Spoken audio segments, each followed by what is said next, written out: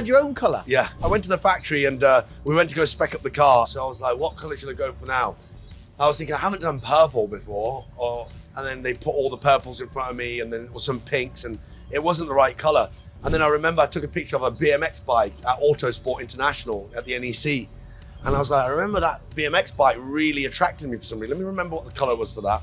And it was like some fuchsia type of like really metallic purple.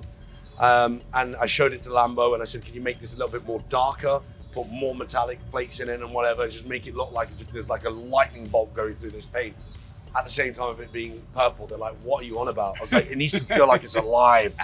That was it. It was the first ever Lamborghini and Viola Bast. I called it Viola Ashifa. I wanted to name it after my mother, but they didn't let me do that. But then when people started going to the factory and started saying, hey, showing my car and saying this is the color car that we want to order, they then started to take notice and respect what we had actually created. And I know it's just a freaking color, but like it became like one of the most in-demand colors for Lamborghini in terms of like people in particular going to the factory and saying this color, you know? Right. And that's it now, everybody uses it all around the world, but you know, it's nice to see that. But my SVJ was the first car to ever wear that color. Right. And then that crashed whilst it was out on hire by a client. And yeah, it just crashed and caught fire.